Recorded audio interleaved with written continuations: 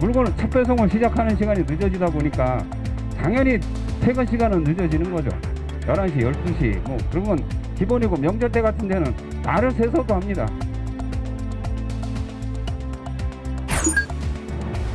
기존 조합장을 몰아내고 새로운 조합장이 들어왔는데 그 이제 3구역 조합장이 들어왔죠. 지금 OS를 안 쓰기로 하고 선거를 치렀어요. 그런데 이 사람들이 OS를 써가지고 그 서명 계획서를 왕창 한 150편을 이렇게 걷어가고요.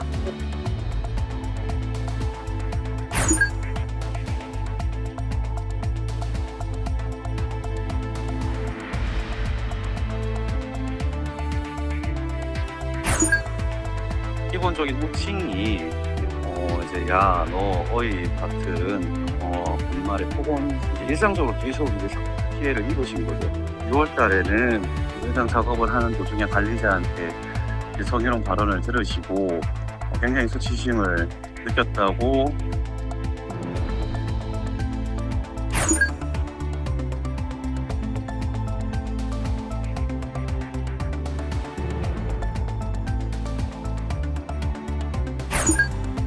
등교를 하니까 좀 더 기분도 좋아지고 이제 친구랑 대화하면서 할 수 있으니까 기약스터로 할 때보다 더 좋은 것 같아요.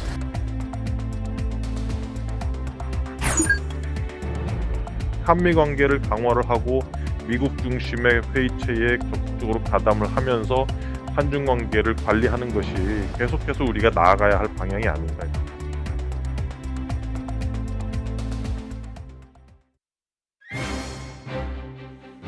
여러분 안녕하십니까? 네, 월요일 밤 뉴스나이트 시작합니다. 네, 뉴스나이트 오늘은 사회적 합의를 지켜달라며 파업의 수위를 높이고 있는 택배 노조 목소리부터 잠시 뒤에 먼저 들어보도록 하겠습니다. 네, 나이트 포커스에서는 야당 신임 대표 선출로 정치권에 불고 있는 이른바 청년 바람이 대선 전국에 어떤 나비 효과를 불러올지 여론조사 결과들과 함께 전국 현안 짚어보도록 하겠습니다.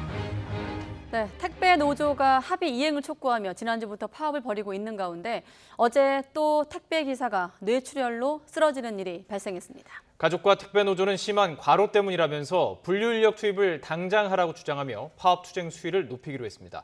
내일부터는 2차 사회적 합의 회의가 진행됩니다. 홍민기 기자입니다. 지난 13일 새벽 롯데택배 노동자 47살 임모 씨가 집에서 잠을 자다가 뇌출혈 증세를 보여 병원으로 옮겨졌습니다.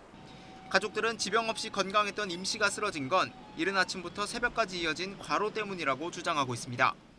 어떤 날은 제가 막 새벽에 안 들어오니까 전화를 계속 하면은 막 어디서 졸았어, 뭐 넘어졌어, 뭐 이렇게도 얘기를 막 하더라고요. 그래서 특히 임 씨 동료와 노조 측은 지난 1월 택배 노사가 체결한 1차 사회적 합의 내용이 적용되지 않은 게 문제라고 분통을 터뜨렸습니다. 추가 인력이 투입됐지만 분류 작업을 다 맡기엔 턱없이 적은 숫자였고 밤 10시를 넘기는 심야 배송도 계속됐다는 겁니다. 물건을 첫 배송을 시작하는 시간이 늦어지다 보니까 당연히 퇴근 시간은 늦어지는 거죠. 11시, 12시 뭐 그런 건 기본이고 명절 때 같은 데는 날을 새서도 합니다. 합의 이행을 촉구하며 지난 9일부터 파업을 벌이고 있는 택배 노조는 2차 사회적 합의를 앞두고 파업 수위를 높이겠다고 예고했습니다. 분류 작업에 즉시 인원을 투입하라며 전국 곳곳에서 동시다발 기자회견을 연 데 이어 전국의 조합원 6,500여 명이 국회 근처에 모여 농성을 벌이기로 했습니다. 정부는 택배 노동자들의 이러한 현실을 제대로 직시하지 못하고 주저하고 있습니다. 이런 상황에서 택배 노동자들은 불가피하게 서울 상경을 결정했습니다. 택배 노조 소속 우체국 노동자들도 국회 근처 우체국 건물을 점거하고 투쟁에 나섰습니다. 소포 배달원들이 분류 작업을 하는 대신 사회적 합의에 따라 수수료를 지급하기로 약속했는데 우정사업본부가 이를 지키지 않았다고 비판했습니다. 우정사업본부의 이런 행태가 국민들 대상으로 한 새빨간 거짓말이고 사기극이라고 주장하고 있는 것입니다. 택배 노조원은 전체 택배 기사의 11% 남짓이지만 파업이 길어지면 배송 차질을 빚는 곳도 늘어날 것으로 보입니다. 정부와 여당, 택배 노사는 이틀 동안 택배 노동자 과로사 방지를 위한 2차 사회적 합의 기구를 열 예정입니다. 모레에는 결론을 낸다는 목표지만 노사 입장차가 좁혀질 수 있을지는 미지수입니다. YTN 홍민기입니다. 충북 청주의 한 중학교 급식실 조리 종사자 5명이 작업장의 열악한 환경으로 암에 걸렸다는 주장이 제기됐습니다. 전국학교 비정규직 노조 충북지부는 청주 A학교 조리실무사가 폐암 판정을 받은 데 이어서 이 학교에서 일한 조리 노동자 4명이 유방암과 위암에 걸린 것으로 확인됐다고 밝혔습니다. 그러면서 이 학교 조리실은 반지하에 있고 환기시설도 공기순환이 잘 되지 않는다며 조리 과정에서 나온 발암물질에 장기간 노출돼 암에 걸렸다고 주장했습니다. 이와 관련해 충북도 교육청은 암 판정을 받은 5명 가운데 일부는 2에서 4년 전에 퇴직했다며 조리실 근무가 직접적인 발병의 원인인지 조사가 필요하다고 설명했습니다.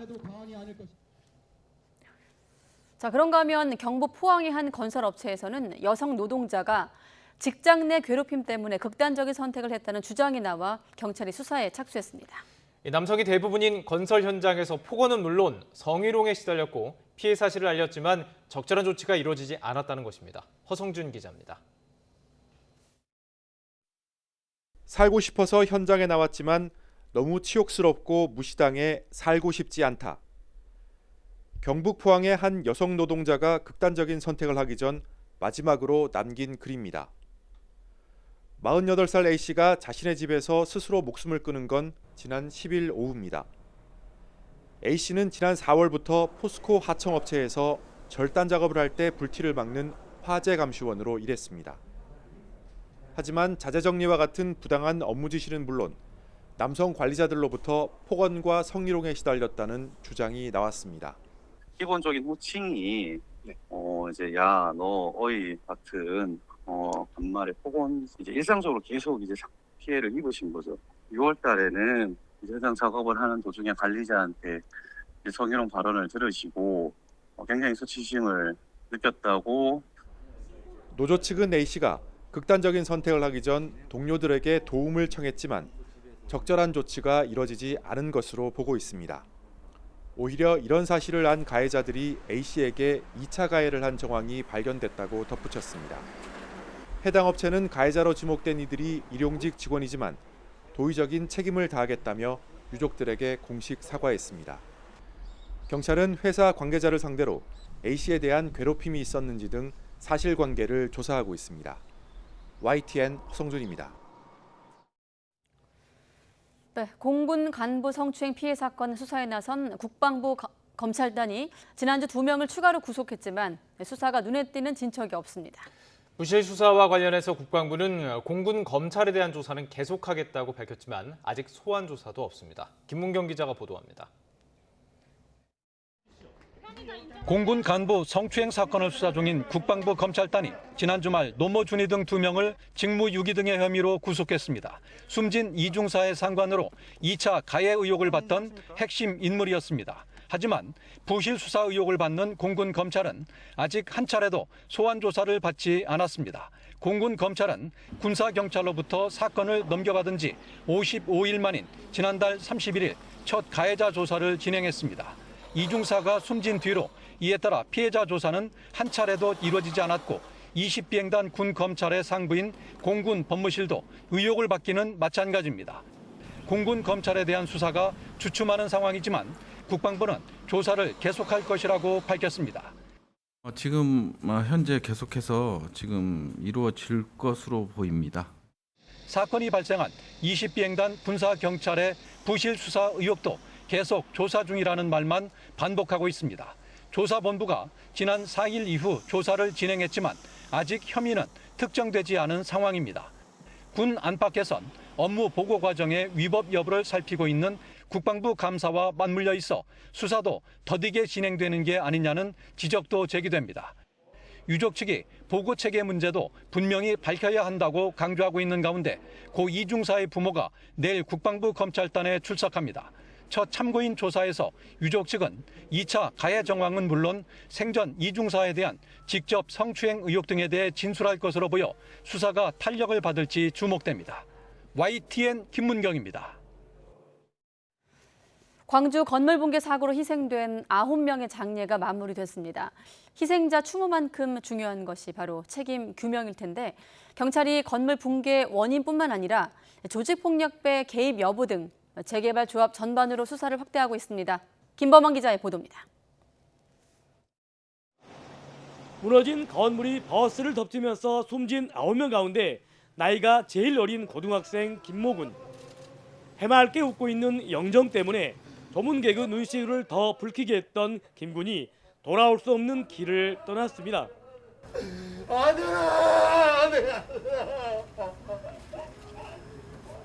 이로써 희생자 9명의 장례는 모두 끝났습니다.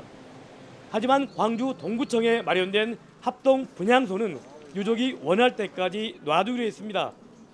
안전점검 특별 주간을 선포한 광주광역시는 본격적인 현장 점검에 나섰습니다. 광주에는 해체가 예정된 공사장이 8곳, 일반 공사장도 60여 곳에 이릅니다. 재난당국은 이러한 공사장의 안전성 전반에 대한 강도 높은 점검을 벌여 미흡할 경우 즉각 공사를 중단시키기로 했습니다. 사고 원인을 수사하고 있는 경찰은 이미 철거 과정에서 다단계 하도급이 이루어진 사실을 확인했습니다. 경찰 수사는 재개발 조합으로도 확대되고 있습니다. 16년이나 걸린 학동 4구역 재개발 사업은 지난 2018년 조합장이 바뀌는 과정에 보이지 않는 손이 작용했다는 의혹이 일고 있습니다.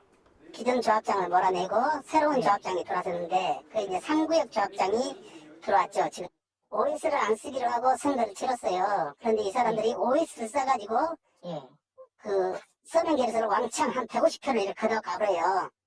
경찰은 특히 부인 앞으로 철거업체를 갖고 있는 조직폭력배 출신 인사가 철거업체 선정 과정에 개입했는지도 들여다보고 있습니다.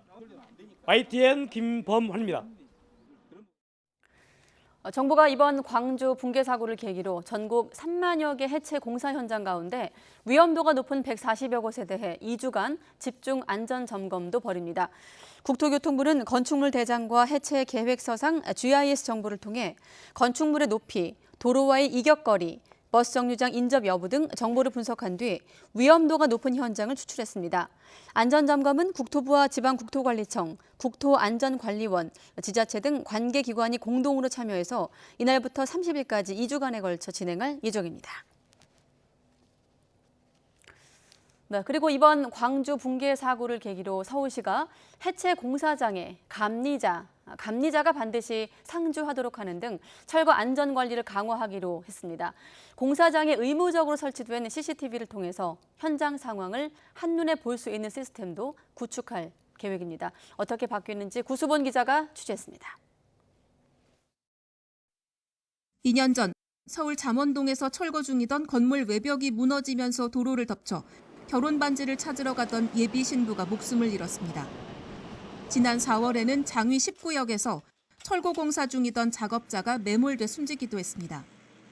광주에서 또다시 판박이 사고가 나자 서울시가 안전 강화 대책을 내놨습니다. 우선 해체 공사장에서 감리자가 상주하며 관리 감독하고 이를 어기면 강력히 처벌할 수 있도록 법 개정에 나서기로 했습니다. 서울시는 지난 2017년부터 자체 방침으로 해체 허가 대상 건축물에 상주 감리 체계를 도입했지만 법적 근거가 미비한 실정에 벌집 적용이나 행정조치 처분 등을 못해 현장 관리에 어려움이 있는 실정입니다. 해체 계획서대로 철거하지 않으면 처벌하고 공사장 불시 점검도 확대할 방침입니다. 현재 서울시 해체 공사장은 626곳. 어제 철거 공사 일시 중지를 지시했고 현장 점검 후에 안전이 확인된 이후에 공사를 재개하도록.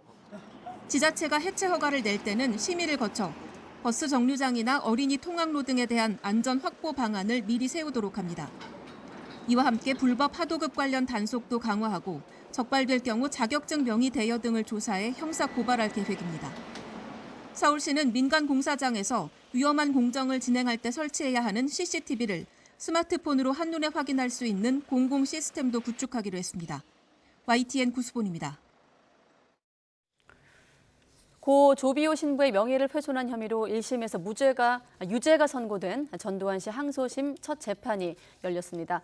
광주지방법원 제1형사부는 전두환 씨가 나오지 않은 가운데 2시간 25분 동안 항소심 첫 재판을 열었습니다. 전두환 씨 측 정주규 변호사는 항소의 이유로 5.18 때 헬리콥터 사격을 봤다는 고 조비에 신부의 말은 객관적 근거가 없다고 주장했습니다. 이에 대해 검찰 측은 전 씨 측이 1심 때 한 말을 되풀이하고 있다면서 회고록에서 광주 시민의 명예훼손을 서슴지 않았을 뿐만 아니라 죄질이 불량해 실형을 내려야 한다고 반박했습니다. 충남 칠갑산에 있는 한 저수지에서 쇠줄을 묶여 숨진 채 발견된 남성. 10여 년 전에 인근 마을을 떠났던 주민으로 밝혀지면서 경찰이 범죄 연관성에 염두를 두고 수사하고 있습니다. 이문석 기자입니다. 잠수대원들이 저수지에서 수색 작업을 벌입니다. 하루 전 남성 시신 한 구가 떠오른 곳입니다. 인근에 있던 광케이블 작업자가 시신을 발견하고 신고했습니다. 수상하게도 시신 허리 부분에 0.5cm 두께의 쇠줄이 감겨 있었습니다. 철사 여러 개를 꼬아 만든 줄이었습니다. 경찰은 혹시나 철사줄이 다른 물체에 묶여 있었는지 물속을 확인하고 있습니다. 시신이 크게 부패한 상태여서 경찰은 신원 파악에 큰 어려움을 겪었습니다. 어렵게 지문을 분석한 결과 인근에 주소를 둔 50대 남성으로 확인됐습니다. 경찰은 숨진 남성이 10여 년 전 마을을 떠났다는 주민들 말을 참고로 사망 경위 파악에 힘을 쏟고 있습니다. 특히 내의와 셔츠는 입고 있었는데 신발은 벗겨진 상태라 일대에서 유류품 찾는 작업도 벌이고 있습니다. 오래전 마을을 떠났다가 쇠줄에 묶여 숨진 채 발견된 남성. 전담반을 꾸린 경찰은 죽음의 비밀을 풀 단서를 찾기 위해 곧 시신을 부검할 예정입니다. YTN 이문석입니다. 점심시간 한창 손님이 북적이던 냉면 전문점에 승용차가 돌진하는 일이 벌어졌습니다. 식사를 하던 손님들이 날벼락을 당했는데 11명이나 다쳤습니다. 이준엽 기자가 취재했습니다. 낮 1시 40분쯤 점심시간을 조금 넘긴 냉면 전문 음식점이 손님들로 가득합니다. 식사를 마친 50대 남성이 주차장으로 나온 뒤 일행이 탄 검은 승용차에 오릅니다. 2분 동안 멈춰있던 차량. 벼랑간 튕기듯 뒤로 달려갑니다. 이곳에 주차돼 있던 차량은 갑자기 후진하면서 유리창을 뚫고 식당으로 파고들었습니다. 돌진한 차에 치인 사람, 넘어지고 부서진 식탁에 끼인 사람, 순식간에 식당 안은 아수라장이 됐습니다. 조금 이렇게 유리만 깨지나 보다 그렇게 생각을 했어요. 근데 차가 계속 들어오는 거예요. 그 놀래가지고 나도 벙 쪄가지고 영화 찍나 그렇게 생각을 했는데 차가 딱 섰는데 제일 먼저 밑에 사람이 깔려있나 이렇게 봤어요. 근데 사람은 없더라고요. 식당에는 모두 30여 명이 있었는데 이 가운데 식사하던 손님 11명이 다쳤습니다. 차에 치인 1명은 허벅지에 중상을 입었고 10명은 경상을 입었습니다. 차량 운전자는 음주 측정 결과 술을 마신 상태는 아니었습니다. 경찰 조사에서 처음엔 급발진이라고 주장했다가 뒤늦게 운전 미숙을 인정한 것으로 전해졌습니다. 음주는 감지되지 않았고요. 당시 마약이 의심되는 상황은 아니었기 때문에 마약 검사까지는 안 했고요. 엑셀레이터 밟은 부분에 대해서. 후진 기어놓고 그냥 엑셀을 그렇죠. 경찰은 운전자를 안전운전 불이행과 조작 미숙 혐의로 불구속 입건하고 후진을 잘못하게 된 경위를 추가로 조사하고 있습니다. YTN 이준엽입니다. 서울 개포동의 한 아파트에서 택배기사 행세를 하며 강도 행각을 벌인 3인조 가운데 1명이 붙잡혔습니다. 시민을 치고 도망치는 용의자를 시민들이 직접 쫓아가서 몸싸움까지 벌이면서 잡았습니다. 엄윤주 기자가 보도합니다. 일요일 오전 10시 10분쯤 서울 가련동의 먹자골목. 70대 어르신이 자전거를 타고 지나간 몇 초 뒤 자전거가 허공에 붕 떴다 떨어지고 시장 입구에 세워진 구조물도 맥없이 부러집니다. 어르신은 도로에 쓰러졌습니다. 마주오던 승용차가 들이받은 겁니다. 외부에서 쿵 하는 소리가 나길래 바깥을 보니까 자동차 흰색 승용차가 저희 가게를 정면으로 들이받은 상태였고 그때 운전자가 해당 차에서 내려서 이쪽 골목길로 도주를 했습니다. 운전자는 사고를 수습하기는커녕 구조물 아래에서 빠져나오자마자 그대로 줄행랑을 칩니다. 이 남성은 지난 9일 서울 개포동 아파트에서 택시 기사로 위장해 강도 행각을 벌인 이른바 강남 3인조 가운데 1명인 51살 박모 씨였습니다. 당시 경찰 추적에 쫓기다가 다른 차량을 들이받는 사고를 내고 달아나 자전거 운전자까지 친 거였습니다. 도주한 박 씨는 곧바로 이 건물 안으로 들어갔고 1분도 채 안 돼 다시 뛰쳐나왔습니다. 이때 건물 밖에서 기다리고 있던 시민 2명이 박 씨를 붙잡았고 이때부터 몸싸움은 시작됐습니다. 근처 점포에서 리모델링을 하던 작업자 유재열 씨와 홍기혁 씨가 각각 박 씨의 팔과 허리, 다리를 잡고 늘어진 겁니다. 주변 주민들 신고를 받은 경찰이 도착할 때까지 15분가량 놓아주지 않았습니다. 둘이서 잡는데도 힘이 굉장히 강했었고요. 엄청나게 힘이 세갖고 저항이 너무 심했었고 허리띠를 잡고 목을 잡고 넘어뜨리고 욕설을 하고 무조건 경찰 올 때까지 기다리라고.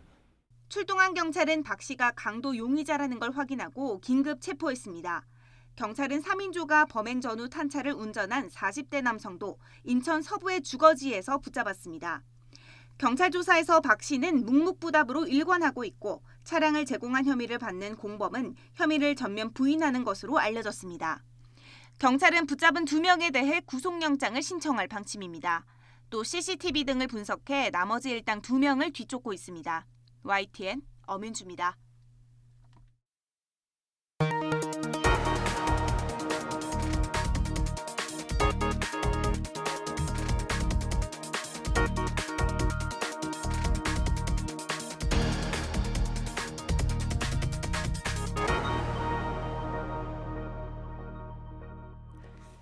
더불어민주당이 새로 꾸려진 국민의힘 지도부를 향해 여야정 상설협의체 재가동을 제안하면서 협치 복원에 시동을 걸었습니다.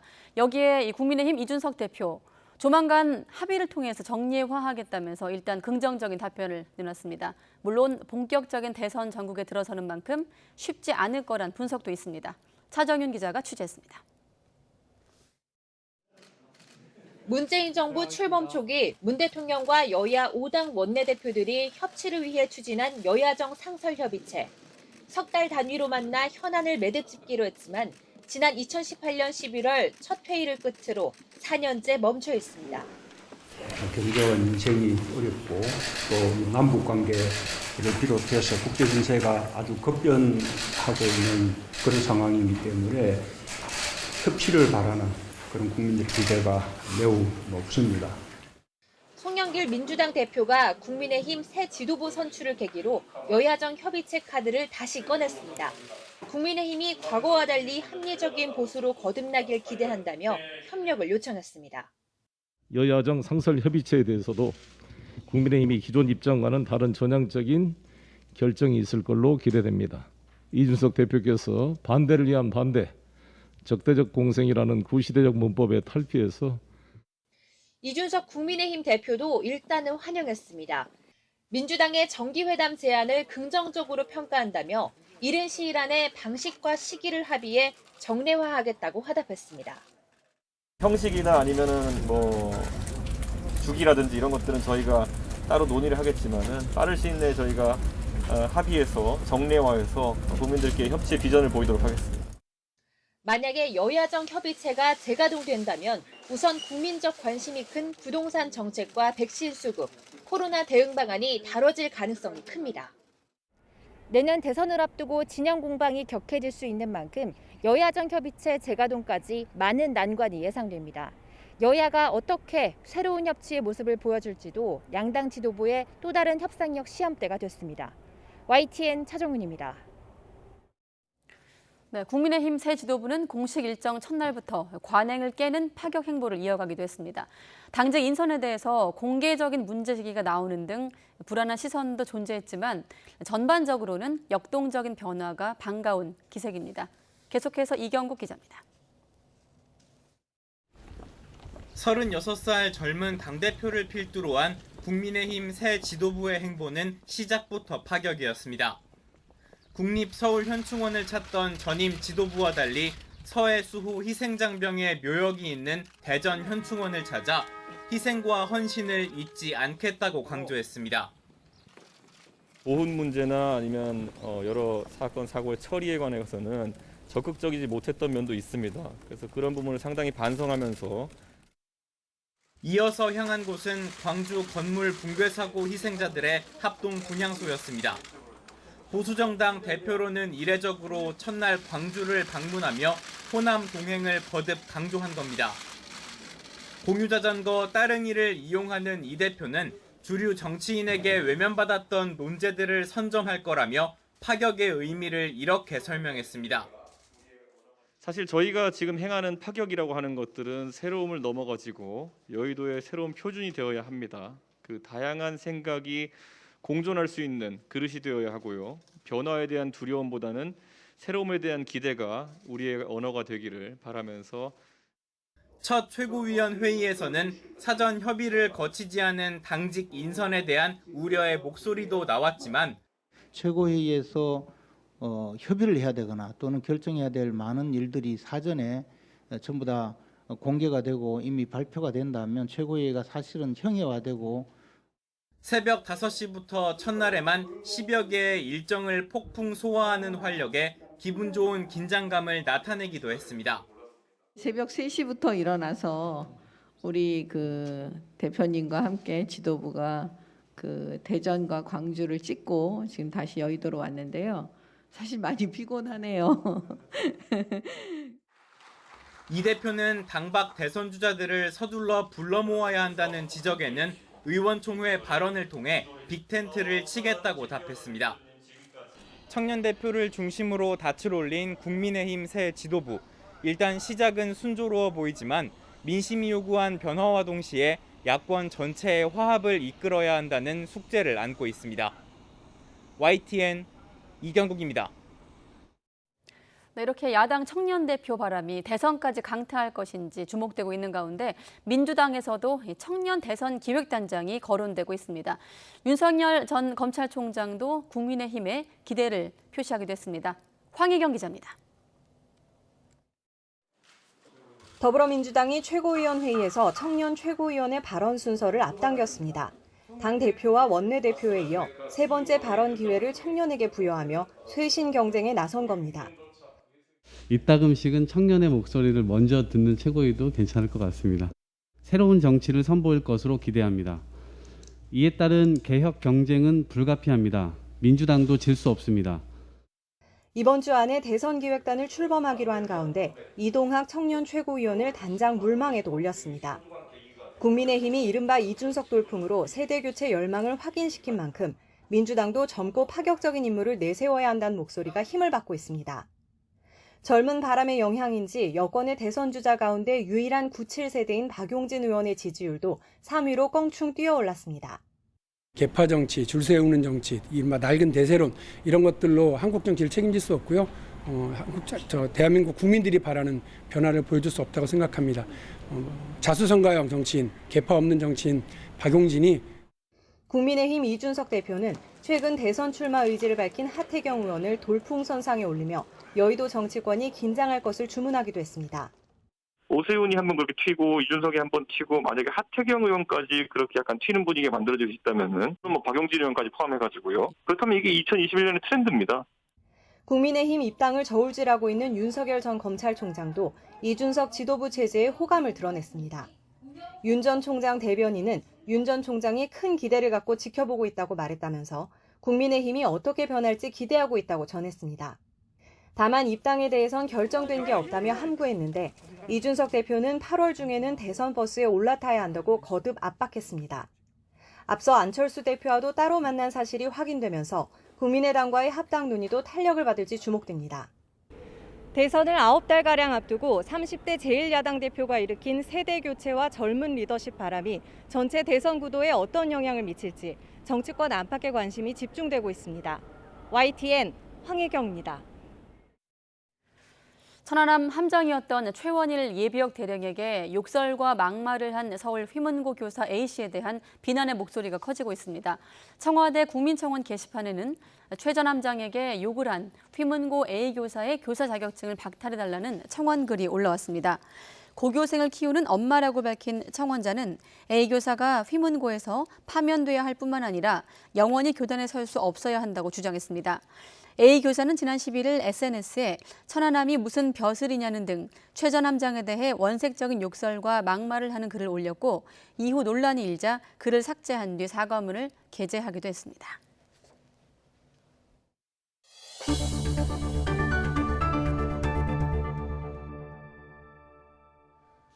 오늘부터 수도권 중학교는 등교 인원을 전체의 3분의 2로 확대했습니다.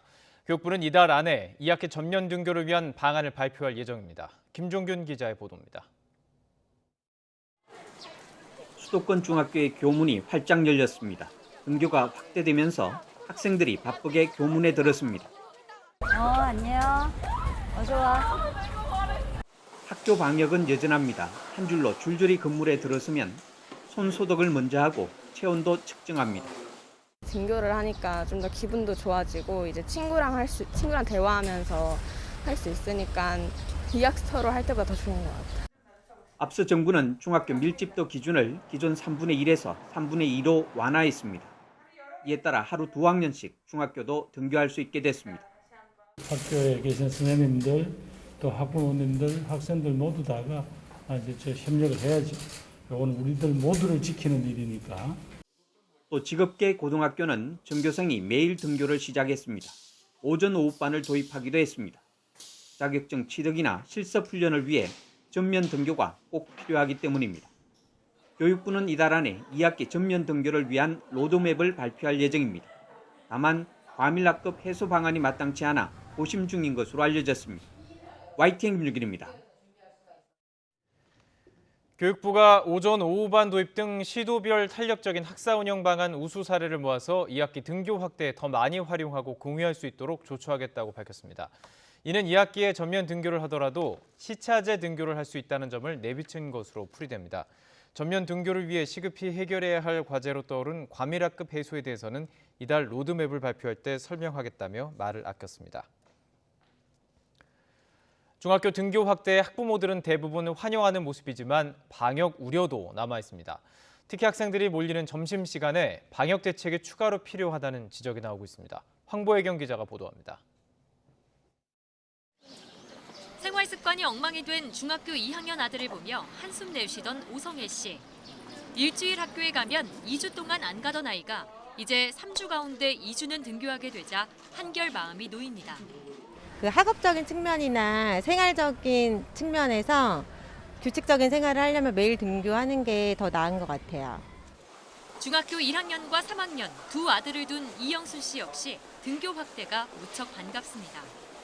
학교에 나가서 공부만 하는 것도 아니고 교우 관계를 쌓고 우정도 쌓고 하는 게 중요하잖아요. 학부모들 대부분 수도권 중학교 등교 확대에 반색하는 모습입니다. 하지만 학교 내 집단 감염이 계속되는 상황에서 아직 등교 확대는 시기상조라는 의견도 적지 않습니다. 날이 더워지면서 에어컨을 자주 틀게 되는 데다 마스크 착용이 부실해져 감염이 번지기 쉬운 환경이 되기 때문입니다. 한 교실에 똑같이 있잖아요. 밥도 똑같이 먹고. 고3과 수험생 말고는 백신 접종 계획이 없다는 점도 걱정입니다. 다 이제 접종이 안 된 상태잖아요. 어른들도 안 된 상태인데 애들도 전혀 안 된 상태에서.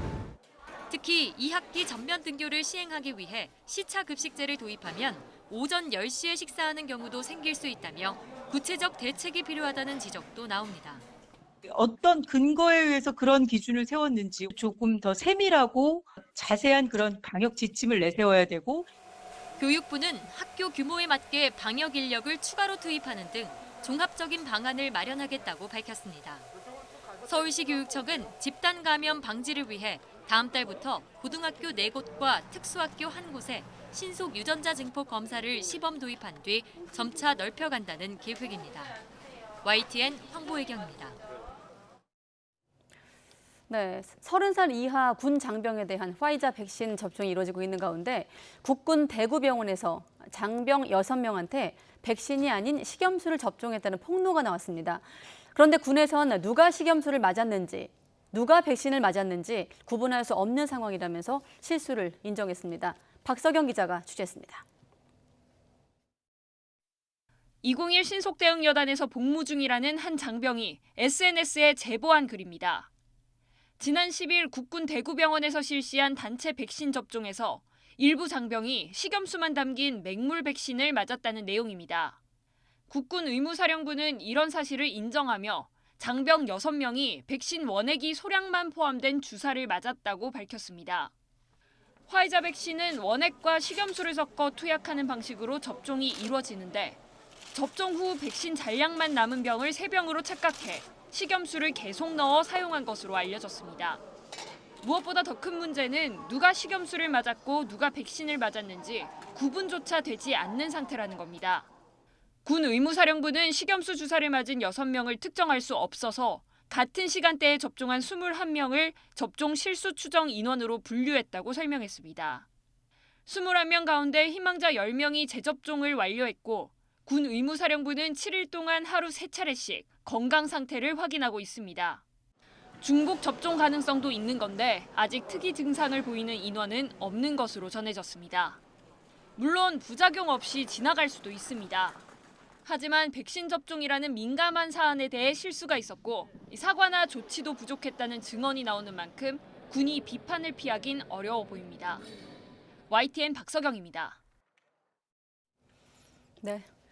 섬 지역 주민들을 대상으로 한 번만 맞아도 되는 얀센 백신 접종이 오늘 시작됐습니다. 해군 함정이 도서 지역까지 찾아가서 배 위에서 백신을 접종했는데 주민들은 세심한 배려에 감사하다며 고마움을 표시했습니다.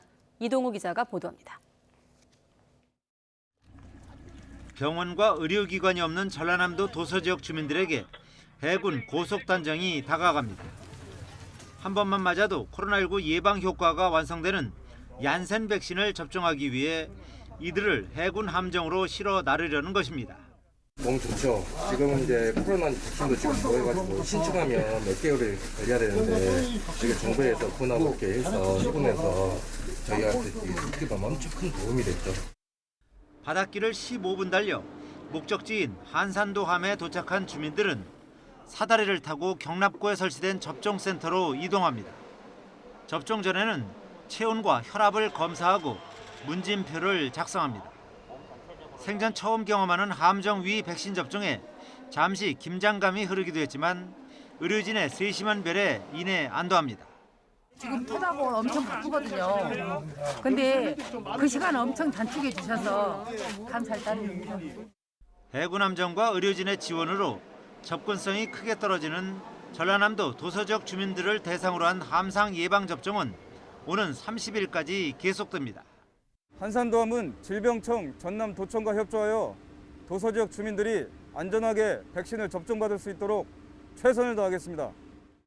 함상에서의 얀센 백신 한 번 접종으로 코로나19 면역력을 확보하게 된 도서 지역 주민들은 해군과 의료진에게 거듭 고마움을 표시했습니다. YTN 이동우입니다.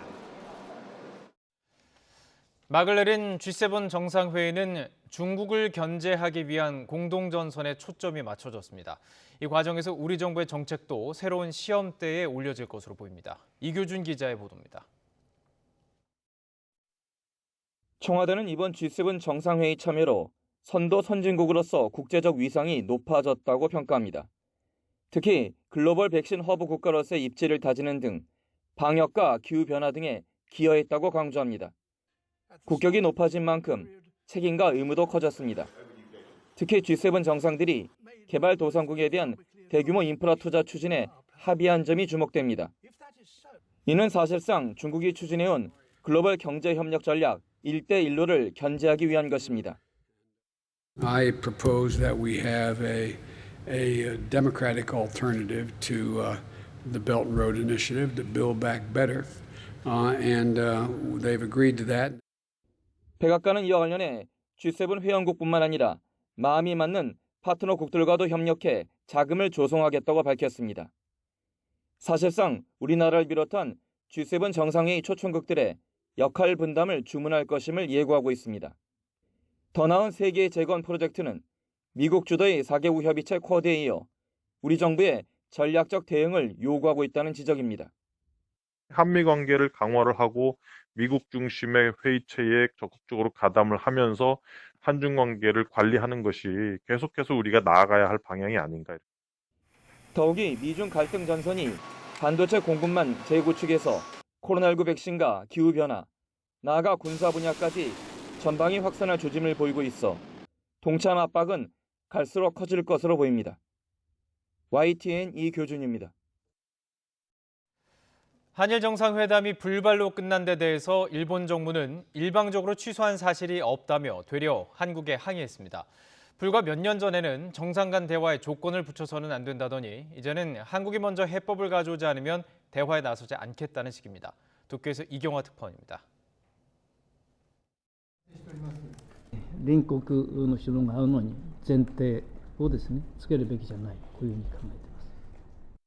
지난 2015년 위안부 문제 등을 이유로 한일 정상회담에 응하지 않던 한국에 당시 스가 관방장관이 내놓은 말입니다. 지금 일본의 입장은 정반대입니다. 기대를 모은 한일 정상회담이 불발로 끝난 뒤 스가 총리는 한국이 현안에 대한 해결책을 제시해야 한다는 입장을 다시 드러냈습니다. 벌써 수년째 일본은 받아들일 수 있는 해법을 내놓기 전까지 관계 개선은 없다는 사실상의 조건을 내걸고 있습니다. 그럼에도 일본 정부는 한일 정상회담이 열리지 못한 것은 일정상 그렇게 된 것뿐이라며 오히려 한국을 비난했습니다. そのような事実は全くありません。このように事実に反するのみならず一方的な発信は極めて遺憾であり、直ちに韓国側に抗議をしたところであります。 니혼게이자이 신문은 G7 회원국에 한국 등을 포함시키려는 움직임에 일본이 반대했다고 전했습니다. 코로나 이후 선진국이라고 믿기 힘들 만큼 뒤처진 일본의 민낯이 세계에 알려진 데 비해 국제사회에서 한국의 영향력은 점점 커지는 것을 노골적으로 견제하는 겁니다. だからアメリカに対してはじゃあ韓国はそういうアメリカに対して売るものがあるんだけど日本は売るものがないと。だからそういう意味では余裕がなくなっている。だからその韓国がちょっとでも偉そうな顔をするのは絶対に気に入らないっていうか。 일본 SNS에서는 문 대통령이 다른 나라 정상들과 환하게 웃고 있고 스가 총리는 혼자 떨어져 있는 G7 정상회의 사진이 화제가 됐습니다. 소통 능력의 차이라는 설명과 함께 올라온 사진에 일본 정치학자 야마구치 지로 교수는 이런 인물을 지도자로 하고 있는 자신의 무력함이 부끄럽다며 통렬한 자기 비판을 내놨습니다. 도쿄에서 YTN 이경아입니다.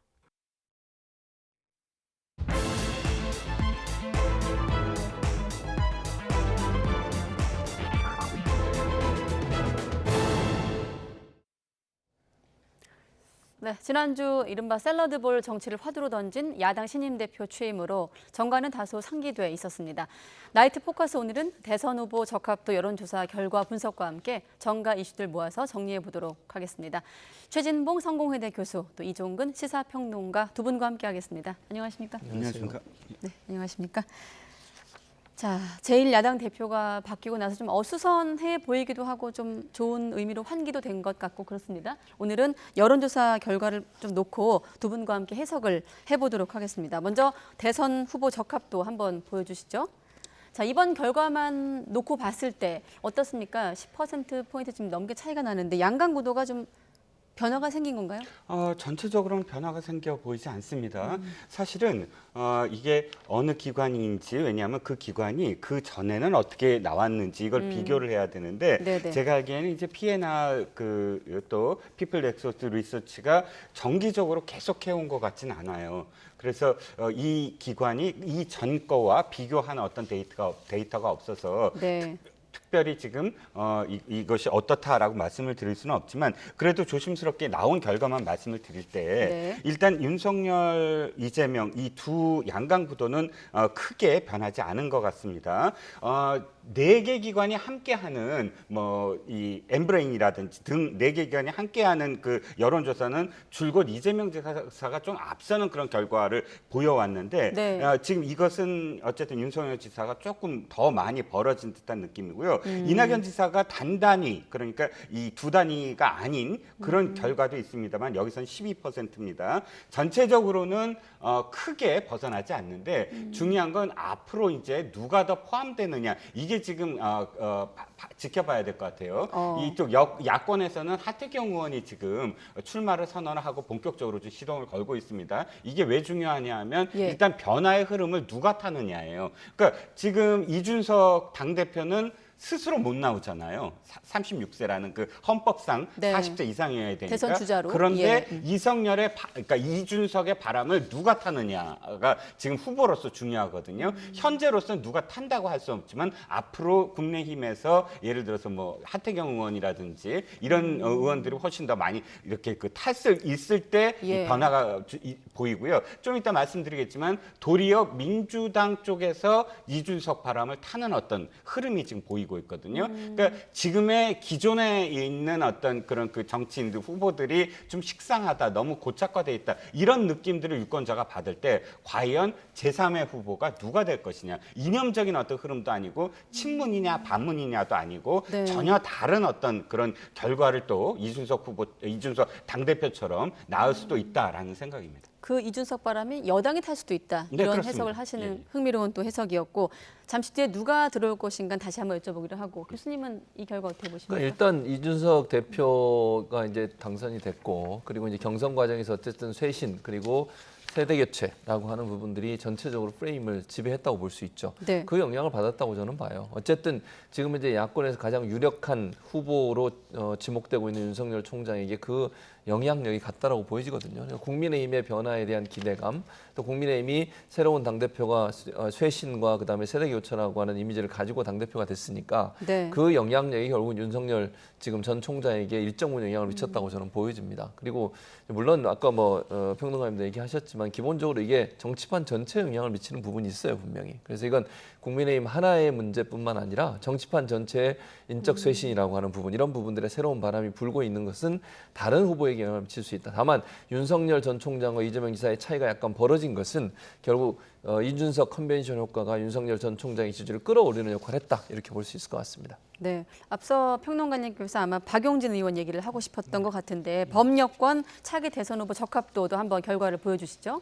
범여권만 따로 떼내서 보면 이재명 지사 31.7%, 이낙연 전 대표 13.1, 그리고 이제 박용진 의원이 6.9%인데 사실 지난 9일 조사에서 깜짝 3위라는 표현을 저희가 언론에서 썼습니다. 그때 이게 지금 깜짝 우연이 아니었나 봐요. 네, 그렇습니다. 두 가지 의미가 있어요. 지금 앵커님 지적해 주시다시피 예. 한 개 기관에서 한 번 나왔다 그러면 그것은 다른 어떤 영향을 안 미쳤다. 우연히 들어갈 수도 있다. 여러 가지 해석이 가능하지만 이건 전혀 다른 기관이 며칠 만에 또다시 3위, 그러니까 물론 이제 여권 적합도이긴 하지만 그래도 네. 세 번째로 지금 올라섰습니다. 이게 첫 번째 의미고 두 번째 의미는 5% 내외가 대체로 마의 5%라고 얘기하거든요. 그 마의 5%를 두 번씩이나 지금 돌파를 한 셈이에요. 6.9%라는 거. 그러니까 사실 정세균 후보라든지 추미애 김두관 후보까지, 김두관 후보는 예전에도 대선 후보로 몇 번 출마했던 후보니까 그렇죠. 예. 이런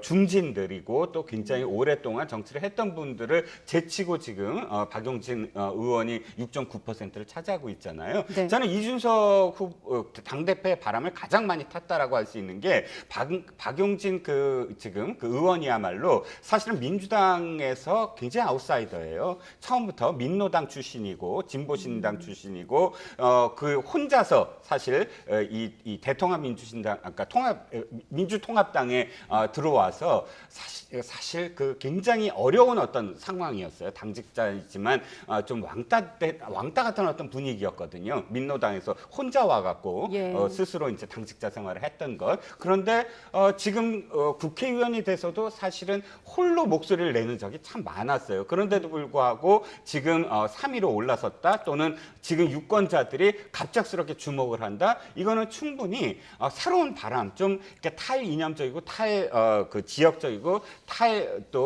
또는 세대적인 그런 그 후보를 지금 열망하고 네. 있는 분위기가 이쪽에서도 지금 나타나고 있는 게 아니냐 싶은 겁니다. 그래서 이제 이준석 대표도 하태경 의원도 언급을 하고 박용진 의원까지 포함해서 이쯤 되면 2021년의 트렌드다 이런 표현도 썼거든요. 박용진 의원 목소리도 한번 들어보도록 하겠습니다. 한국 정치를 확 바꾸라고 하는 민심의 명령이라고 저는 봐요. 대한민국의 경제, 학술, 스포츠 모두 다 선진국에 와 있는데 우리 정치만 지금 후진국에 개발도상국 상황에 머물러 있거든요. 네. 또 이번 대통령 선거에서 우리 민주당이 보여주고 있는 개파동원, 세과시, 국회의원 줄 세우기 이런 게 다 부패 정치예요. 이런 정치는 여의도의 낡은 문법이고요. 우리 국민들이 볼 때는 정말 기가 막히게 이를 데가 없는 정치입니다.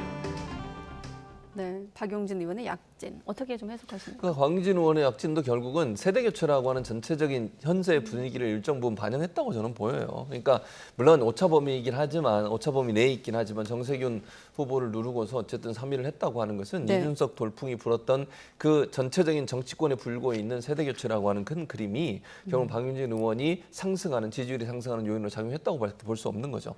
이게 앞으로 제가 볼 땐 대선 지나고 지방자치단체 선거에서도 일정 부분 영향을 미칠 거라고 저는 보거든요. 지금 네. 당장 대선을 준비하는 양당의 체제를 보면 상당히 젊은 층이나 아니면 새로운 인물에 대한 어떤 그 갈증이 있어요. 지금 그런 분들이 전면에 부상되면서 대선을 준비하는 진영을 꾸릴 수 있는 쪽으로 갈 가능성이 높다고 저는 보거든요. 네. 그런 차원에서 본다고 하면 박용진 의원도 이준석 돌풍이 일정 부분 영향을 받았다고 볼 수 있죠. 그러니까 민주당 지지자들 입장에서도 뭐 지금 국민의힘은 대표가 36살인데 물론 나이가 중요한 건 아닙니다만 네. 새로운 세대 교체 바람이라고 하는 정치권에 필요하다고 하는 국민적 여망이 일정 부분 반영될 수밖에 없는 상황이었다. 그것이 결국은 박용진 의원의 지지율을 끌어올려서 지금 현재 이번 여론조사 결과 이 여론조사 결과에 3위까지 올라오게 하는 그런 영향을 줬다라고 볼 수밖에 없습니다. 네, 박용진 의원 어떤 결과는 조금 더 지켜보도록 하고 앞서 그 적합도 범여권 따로 있고 또 범진보권 조사도 있는데 같이 한번 이어서 보여주시고 추미애 전 장관은 어떻습니까? 최근에 인터뷰하는 방송의 어떤 노출 빈도도 좀 늘어난 것 같은데 아무래도 추 전 장관 등판 아직은 뭐 출마 여부를 결정하진 않았습니다만 과거에 뭐 초윤 이른바 추윤 갈등을 좀 상기해봤을 때도 그렇고 대선 국면에서 어떤 영향을 좀 미칠까요? 자, 박용진 의원과 추미애 전 장관이 동시에 지금 올라섰습니다. 추미애 네. 장관도 사실 정세균 전 총리보다 낮았던 상황이 많았거든요. 그런데 두 사람이 동시에 오른 건 제가 보기에는 이 지지층이 지금 서서히 분화되고 있고 분화되면서 결집하고 있다라고 여겨집니다. 즉 추미애 장관을 지지하는 그런 그 지금 유권자들은 대개는 조국 장관을 지지하는 그런 세력들 그리고 좀 더 지금 조국 장관이 책을 내면서 그 붐이 또 다시 일고 있거든요. 예. 뭐 20만 부가 팔렸다고 하는데 그 세력들이 사실은 조국 전 장관에 투표를 할 수 없는 상황이잖아요. 추미애 장관으로 지금 결집했다고 볼 수가 있고 어떤 의미에서는 지금 민주당 계열의 정당 그 후보들은 대선 후보들은 언제나 엇갈렸어요. 그러니까 네. 제3 후보로도 나가기도 하고 또 분화가 됐거든요. 그런데 이 안에서 사실은 점점 물론 탈당을 하거나 그러진 않겠지만 점점 분화되면서 결집하는 양상 서서히 그래서 추미애 장관은 일정 정도의 어떤 지분을 언제나 지금 보여줄 가능성이 굉장히 커요. 그러니까 이 옛날에 왜 그런 전망을 많이 하지 않았습니까? 친문이 모여서 제3 후보를 지금 만들 것이다. 근데 지금 현재 입장에서는 제3 후보 불가능한 상황이거든요. 이제 곧 뭐 경선이잖아요. 네. 민주당. 그렇다면 그때 이야기했던 제3 후보로는 없어지고 도리어 일부 친문들이 결집을 해서 추미애 장관 쪽으로 모이는 그런 양상이 꽤 오랫동안 지속될 것 같아요. 저는 추미애 전 장관 같은 경우에 물론 지금 여론조사 결과에 들어와 있지만 아직 결정된 건 없고요. 제가 볼 때 저는 뭐 이렇게 대선 출마를 할 가능성이 저는 아직까지 낮다고 보거든요. 물론 뭐 어느 정도 지금 이 지지율로 나와서 뭐 대선 후보군에 들어간다고 볼 수는 있겠지만 네. 이제 민주당 입장에서 봤을 때 추미애 전 장관이 나왔을 때 그것이 미칠 여러 가지 파장들을 고민할 수밖에 없다고 저는 봐요. 그리고 본인 입장에서 그런 부분들을 고려할 거라고 봅니다. 네. 결국은 민주당이 이번에 뭐 그 대선에서 어쨌든 박빙이 될 가능성이 높은데 거기에 뭐 안 좋은 영향을 미칠 요소가 있다고 하면 그것을 굳이 본인이 나서서 그런 부분들을 부각되는 것을 저는 좋아하지 않을 거라고 저는 봅니다. 그러니까 전체적으로 본다고 하면 민주당이 대선에 승리할 수 있도록 하는 쪽에 힘을 실을 거라고 저는 보기 때문에 뭐 저는 뭐 개인적인 제 생각입니다만 본인이 출마하는 것이 중도층이라든지 이런 분들을 끌어안는데 부정적 요소로 작용할 가능성을 전혀 배제할 수 없는 상황이겠습니까? 그런 차원에서 본다고 하면 네. 추미애 전 장관 같은 경우에 고민을 깊이 할 것이고 대선에서 민주당의 승리를 위해서 본인이 결정을 하지 않을까 이렇게 예상이 됩니다. 네, 알겠습니다. 자, 그리고 이제 국민의힘 새 지도부 출범과 함께 윤석열 전 총장의 차기 행보로 관심이 시선이 옮겨가고 있습니다. 아무래도 최근에 전원 정치도 좀 끝낸 것으로 보이고 공개 행보에 나서기 때문 아니겠습니까? 일단은 윤 전 총장 이준석 지도부를 향해서 호감을 드러내기도 했거든요. 단순한 인사일까요? 단순하지 않죠. 지금 윤석열 총장은 무엇이든지 다 정치적 행보고 정치적 어떤 시각으로 바라볼 수밖에 없습니다. 네. 그러면 이준석 후보가 지금 당대표가 됐습니다. 이건 이준석 현상이라고 좀 부르잖아요. 그랬을 때 이 흐름이 자신이 지금 정치권에 나섰을 때 어떤 영향이 미쳤을까라는 걸 생각하지 않을 수가 없고요. 첫 번째는 당연히 당대표한테 인사를 할 수밖에 없고, 두 번째는 앞으로 그러면 당대표가 펼칠 그런 룰 미팅, 그러니까 앞으로의 어떤 그런 이 대선 후보들을 어떻게 룰을 만들어 나갈 것이냐를 키를 갖고 있는 사람이잖아요. 네. 그렇다면 어쨌든 거기에 대해서 존중을 해줄 수밖에 없고, 그리고 그 변화의 흐름에 대해서 자기가 사실 변화의 주체가 돼야 되는 상황이에요. 대선에 나올 사람이니까. 그러면 네. 그 대선의 주체의 흐름을 이준석 당대표가 로부터 어떻게든 자기가 갖고 와야 되거든요. 이건 나쁜 의미가 아니라 정치공학적으로 봤을 때 이 흐름은 대선에서 자기가 승리하려면 어쨌든 자기가 변화의 주인공이 돼야 된다. 그 변화의 주인공이 되려면 앞으로 이준석 후보, 자꾸 후보라고 그러네요. 이준석 대표와 어떤 관계를 맺어야 될까라는 첫 번째 일성이 어쨌든 이 좋은 어떤 모습으로 보이긴 하지만, 그럼에도 불구하고 끊임없는 밀당의 어떤 관계가 될 수밖에 없거든요. 네. 일단 그 밀당의 한 갈래로 문자는 나눴습니다만 일단은 모든 선택은 열려 있다는 어떤 대변인 발표가 나오기도 했거든요. 네. 그런 맥락은 어떻게 좀 해석할 수 그러니까 있을까요? 지금까지는 입당을 당장 하진 않겠다는 얘기잖아요. 모든 가능성은 열려 있다. 그리고 아무것도 결정된 게 없다. 이렇게 얘기를 하고 있어요. 네. 뭐 대변인으로 지금 지명되신 분이. 그건 결국 모든 선택 과정이 열려 있고 아무것도 결정된 게 없다는 건 지금 당장 국민의힘이 입당할 가능성은 낮다고 볼 수밖에 없는 거죠. 그리고 큰 기대를 갖고 있다고 덕담은 나눴지만 지켜보고 있다는 얘기도 했어요. 그러면 이준석 대표 체제가 어떻게 정착되는지, 또 이준석 대표 체제가 어떤 방향으로 대선 관리를 할 것인지 하는 부분에 대한 부분들을 좀 관찰할 거라고 저는 봅니다. 지금 물론 이준석 대표는 부인하고 있지만 경선 과정에서 끊임없이 나왔던 얘기 중에 하나가 뭐냐면 유승민 후보를 밀고 있는 거 아니냐. 이런 얘기가 개파 싸움 이런 얘기하면서 계속 후보들 간에 논쟁이 있었던 건 다 기억하고 있을 겁니다. 예. 그런 부분에 대한 의심도 저는 풀지 않았을 거라고 생각해요.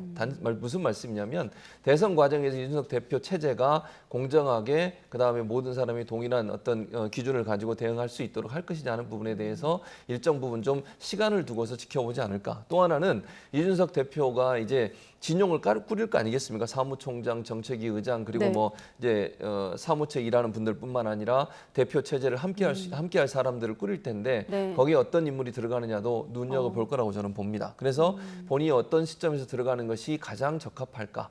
그리고 지금 버스론도 나오고 있는 상황이잖아요. 그 부분도 정리가 안 된 상태이기 때문에 이 부분에 대해서도 좀 시간을 두고서 지켜볼 가능성이 있다. 지금 당장 입당할 가능성은 낮지 않겠나 그렇게 보이십니다. 네, 앞서 화면에 윤석열 전 총장이 지나가서 든 생각인데 이른바 뭐 평론가님 말씀대로 이게 지금 현상이 이준석 현상이라고 한다면 일반 어떤 정치인들, 물론 이제 윤 전 총장도 정치인이 되었습니다만은 검사 출신으로서 검찰 조직을 이끌었던 윤석열 전 총장 입장에서는 이런 정치권에 불고 있는 혁신 어떻게 좀 바라볼까요? 다를까요, 시선이? 속내를 우리가 추정해 본다면. 제가 보기에는 조금 놀랐을 거예요. 굉장히 놀랐을 거예요. 그러니까 지금 자신의 입장으로 봤을 때 당의 지지율이, 그러니까 국민의힘 지지율이 자기보다 낮아야 되거든요. 그래야 어쨌든 국민의힘을 끌어오든, 그러니까 들어가서 자신이 어떤 이 권력을 어떤 행사를 하든 자기가 훨씬 더 앞서야 돼요. 그런데 현재는 어쨌든 뭐 윤석열 총장의 지지율이 아까 여론조사 상으로는 39% 정도니까 30%, 그러니까 40%로 나와 있는 어떤 민주당, 아까 국민의힘 지지율과 거의 비슷합니다. 하지만 이 이준석 바람이 계속 어떤 컨벤션 효과가 지속이 돼서 40% 내 30% 후반대고 윤석열 총장의 지지율은 사실 이제는 좀 낮아질 수밖에 없어요. 더 올라갈 수는 없거든요. 이랬을 때 자신은 굉장히 불리한 상태로 지금 협상을 해야 돼요. 그러니까 자신이 뭔가 지금 정책적인 어떤 검증도 받아야 되고 도덕적인 검증도 받아야 되는데 당 지지율보다 자신이 계속 하락한다. 이 상황은 굉장히 불리한 상황이거든요. 부분이거든요. 그래서 이준석 바람에 대해서는 다시 해석을 하면서 이것을 어떻게 분석을 하고 내 것으로 가져오느냐, 내가 그 바람을 타느냐, 이 고민을 굉장히 할 수밖에 없고, 아까 그 이동훈 전 논설위원의 발언은 이제 첫 발언이에요. 제가 보기엔 지금까지는 측근이 뭐 전언을 한 것이고 그것의 크레딧을 우리가 믿을 수는 없는데, 지금부터 하는 발언들은 처음 시작한 발언이에요. 그러니까 이전 거 다 잊어버리고 새롭게 정립하려고 하는구나. 언제든 들어갈 수 있다. 우리는 아무것도 결정될 거 없다. 여기서부터 사실 무에서부터 하나씩 형성해 가자. 이렇게 받아들여야지, 이걸 무조건 이게 굉장히 멀고 우리는 뭐 안 들어갈 수도 있어, 굉장히 나중에 들어갈 거야, 이렇게 해석하는 것보다는 그러니까 다시 말씀드리면, 간단하게 말씀드리면, 첫 번째 크레딧이 있는 그런 발언이다. 그리고 이 발언은 윤석열 총장의 뜻이다. 그리고 이제부터 국민의힘과 협상에 들어간다. 이런 어떤 멘트로 저는 받아들입니다. 네, 그런 협상이 임하면서 지금 뭐 발언 중에 아무것도 결정된 것이 없다. 모든 선택, 이 안에 이 내용도 좀 포함될 것 같아요. 막판까지 이 지금의 어떤 입장이나 자세를 유지하면서 막판에 야권 단일화를 시나리오도 좀 갖고 있을 것 같거든요. 지금 시점에서 이 시나리오 좀 어떻게 좀 윤 전 총장 측에서 다루어질까요? 그것도 하나의 선택지라고 보여져요. 저는 이게 입당이 뭐 기정사실에서 언론들은 자꾸 보도를 하고 보수 언론들은 특히 입당을 해야 되는 쪽으로 자꾸 압박을 가하는 듯한 그런 보도들이 많이 쏟아내고 있는데, 윤 전 총장 입장에서는 그게 급할 이유가 저는 없다고 생각해요. 그러니까 본인이 생각할 때 입당이 도움이 된다고 하면 하겠죠, 당연히. 본인의 대선 가도에서 입당이 도움이 된다면 그건 당연히 할 텐데, 지금 당장 그걸 실행할 가능성은 낮다고 보는 거예요. 오늘도 이런 표현을 쓴다고 하는 것은 어쨌든 여러 가지 상황들을 좀 더 지켜보고 시간을 가지겠다는 거 아니겠습니까? 그럼 말씀하신 것처럼 여차하면 제3지대에 계속 머무르면서 국민의힘 자체적으로 후보가 선출되고 나서 그 후보와 단일화 과정을 겪을 가능성도 전혀 배제할 수는 없는 거죠. 물론 제가 그렇게 된다라고 단정적으로 말씀드린 게 아닙니다. 문제는 이준석 호가 어떤 형태의 모습을 보이느냐가 윤 전 총장의 입당에 영향을 미칠 거라고 제가 아까도 말씀드렸고요. 이준석 대표가 어떤 대선 기획단이나 아니면 대선을 관리할 수 있는 어떤 비전들을 보여주느냐, 이것이 윤석열 전 총장 입장에서는 선택지가 결정하는 데 영향을 미칠 거다. 그래서 국민의힘이 입당을 되는 것이 본인한테 유리하고 도움이 된다고 판단하면 당연히 입당을 할 것이고요.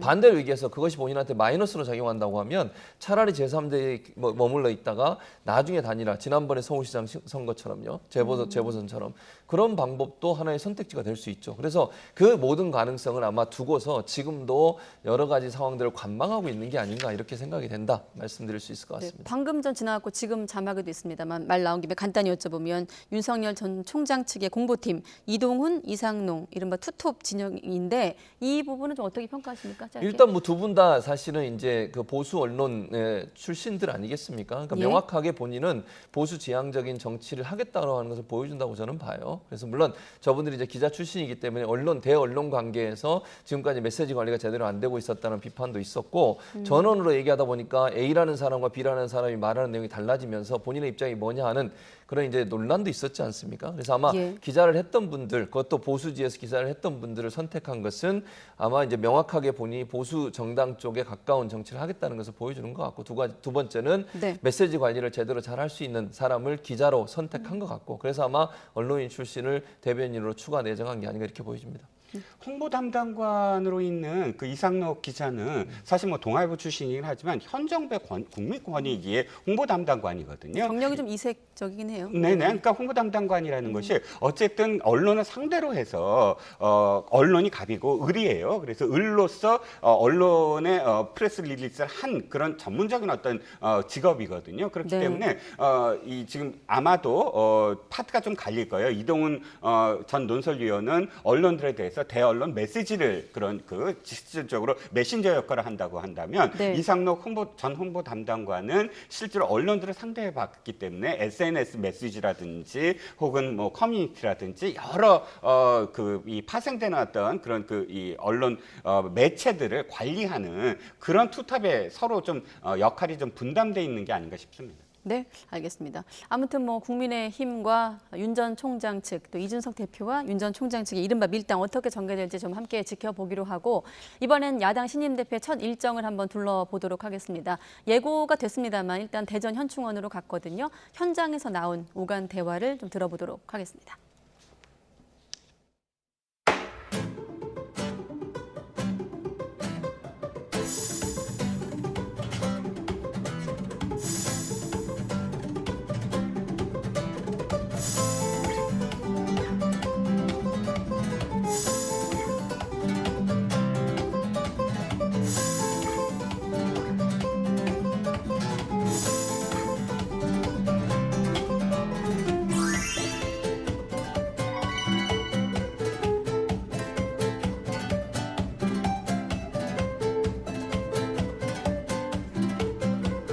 정작 이런 보훈 문제나 아니면 여러 사건 사고의 처리에 관해서는 적극적이지 못했던 면도 있습니다.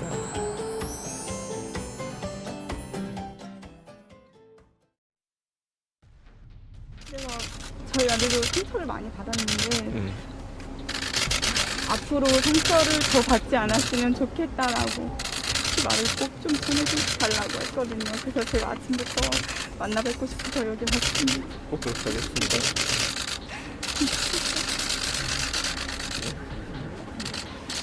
앞으로 자주 인사드리겠습니다.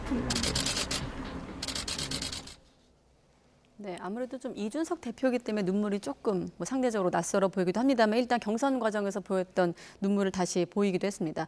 어떻습니까? 보수의 어떤 전통적인 가치인 안보를 좀 내세운 행보라고 볼 수 있을까요?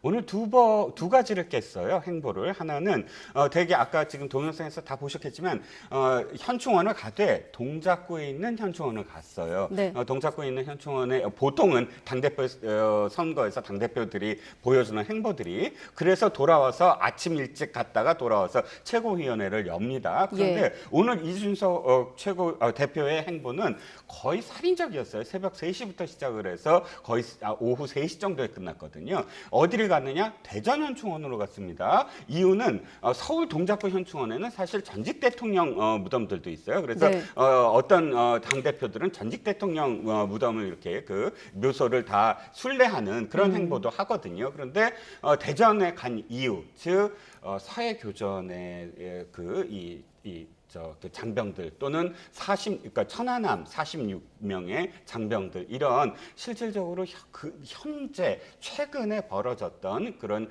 교전에서 숨져간 장병들을 위로한다라는 그런 그 뜻으로 지금 내려간 겁니다. 그 다음에 두 번째 파격은 뭐냐면 국민의힘 정당으로서는 처음으로 당대표가 된 그날 광주를 방문했어요. 네. 물론 광주에 지금 이 건물 붕괴를 분양하러 갔고 또 그런 붕괴 사고가 다시는 없도록 한 정당의 당대표가 가서 위로하는 건 너무 당연한데 다만 광주라는 상징성 그리고 가서 또 5.18에 대해서 첫 세대의 그런 대표로서 내가 찾아왔다라는 5.18 이후 태어난 5.18 이후 태어난 첫 세대로서 내가 갔다라는 어떤 발언 역시 그 광주 호남 유권자들에게 국민의힘이라는 정당이 이제 앞으로 호남에 대해서 그렇게 그 예전 같이 예전 그 총선에서 후보도 내지 않고 이러지 않겠다라는 뜻을 한번 또 이렇게 펼친 것. 이 두 가지는 아까도 얘기했지만은 파격의 행보라고 할 수가 있겠죠.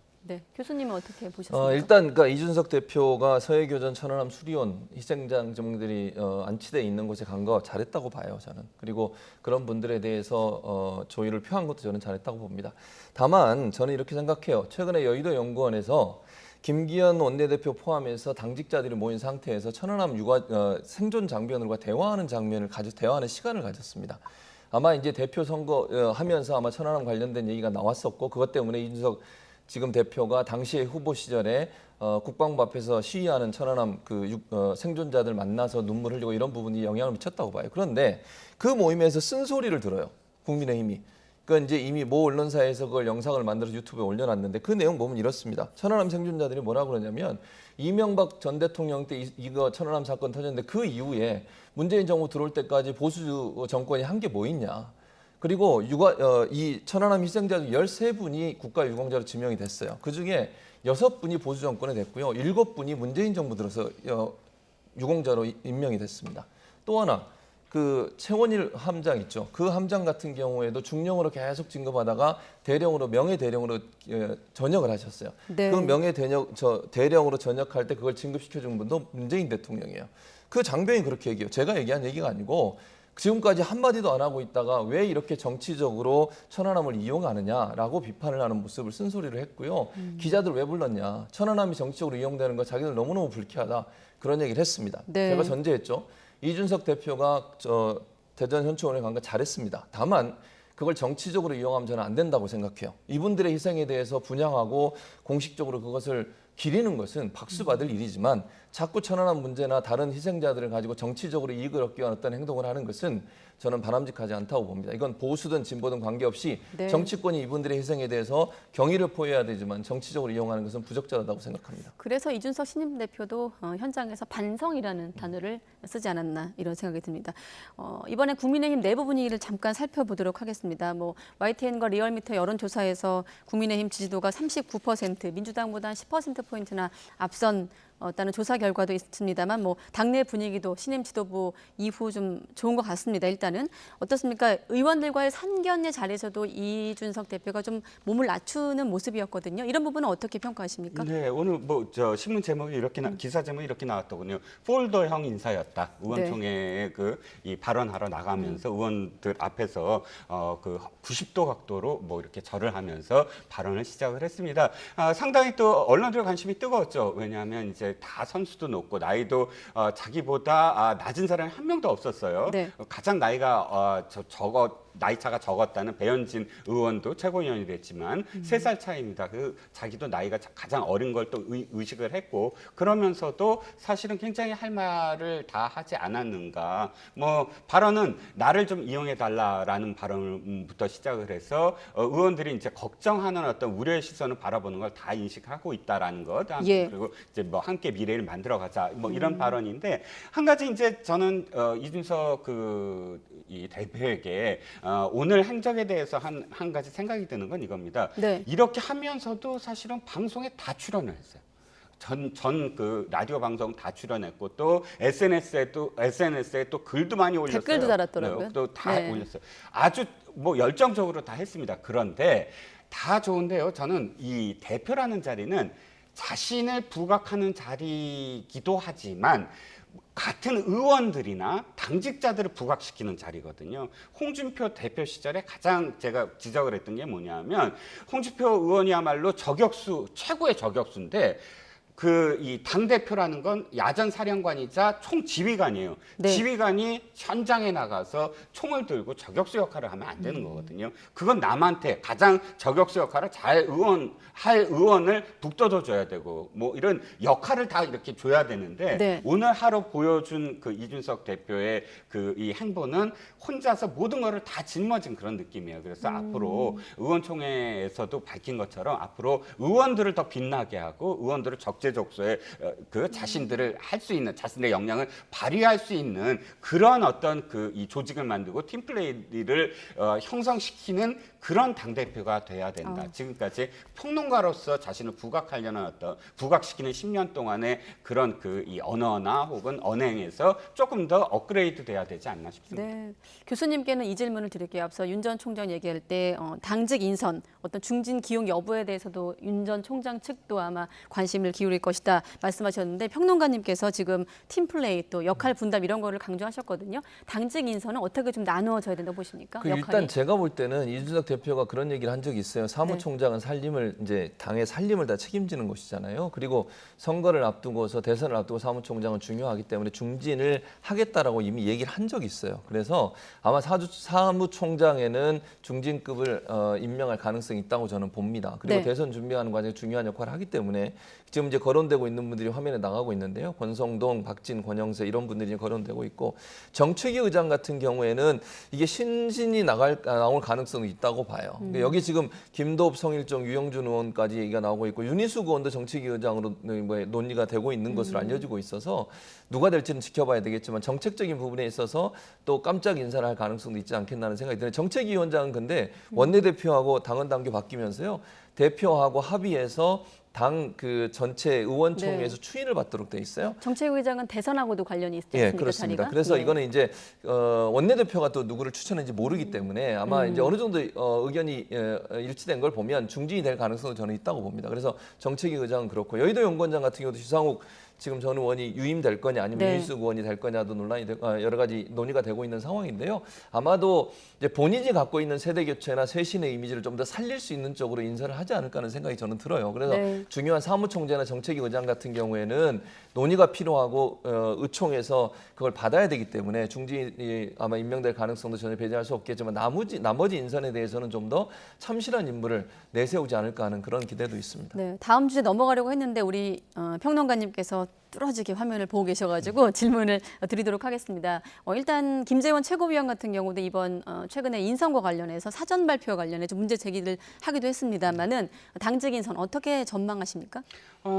일단 김재원 최고위원이 지적은 뭐냐면 이미 발표한 다음에 자기들이 알았다는 거잖아요. 네. 그러니까 선출직 최고위원이니까 다 합의를 하자라는 건데 어떤 의미에서는 단일 지도 체제예요. 지금 국민의힘은 민주당은 집단 지도 체제이고 그래서 민주당은 최고위원회의 결정이 굉장히 중요하지만 이쪽에서는 당대표가 결정하는 것에 대해서 최고위가 추인은 하지만 그렇다고 해서 완전히 반대를 할 수는 없는 입장이거든요. 아마 뭐 견제 정도의 어떤 그런 발언을 한번 한 게 아닌가 싶긴 하고요. 네. 당직은 아마도 저는 뭐 당직에 대해서 교수님이 아주 자세히 말씀하셔서 예.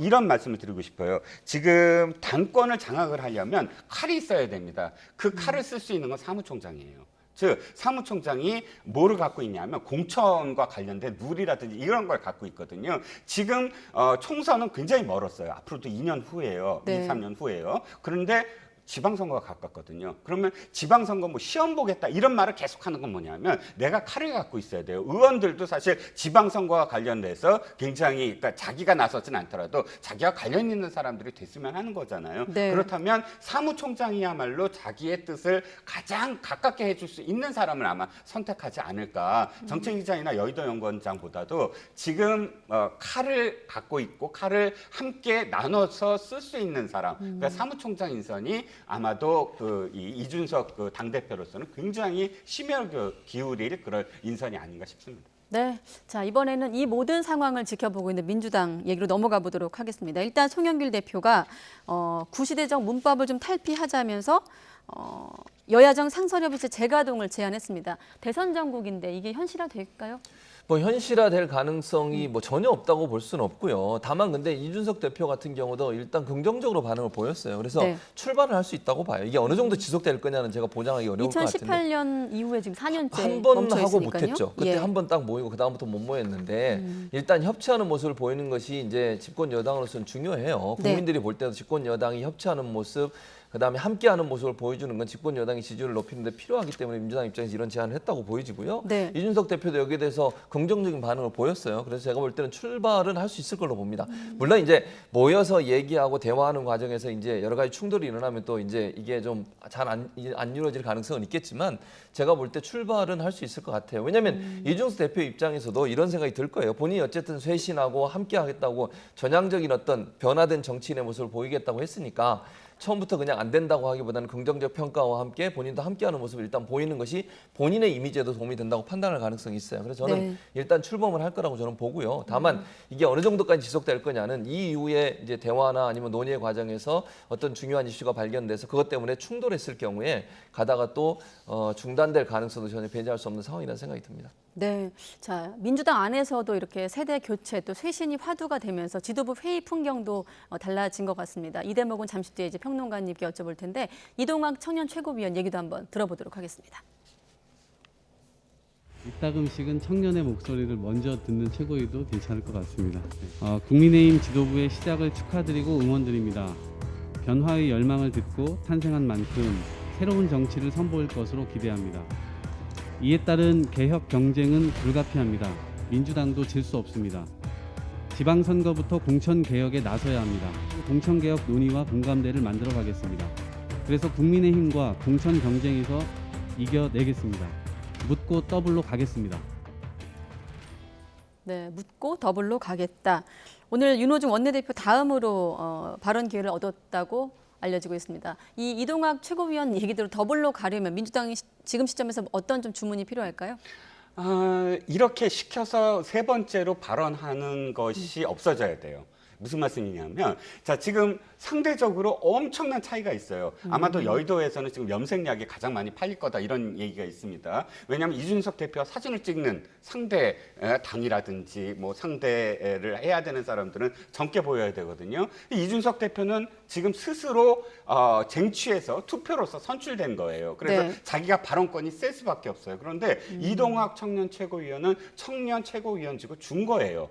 할당을 해준 거죠. 그런데 거기서 발언을 앞에 땡겨서 한다고 해서 어떤 정말로 이동학 청년 최고위원의 발언대로 받아들일 수 있는 분위기일까요? 전체적으로 지금 민주당은 그걸 받아들일 수 있는 어떤 기본적인 틀거리가 안 돼 있어요. 그러니까 차이가 엄청나는 거죠. 그렇기 때문에 일단 당원들이 바뀌어야 돼요. 한 말씀만 더 드리면 네. 이 4.7 재보가 끝나자마자 민주당에서도 바뀌어야 된다라고 젊은 의원들이 얘기했을 때 당원들이 어떻게 했죠? 문자 폭탄 날렸어요. 근데 국민의힘은 바뀌어야 돼라는 후보를 어떻게 했죠? 당대표로 만들었어요.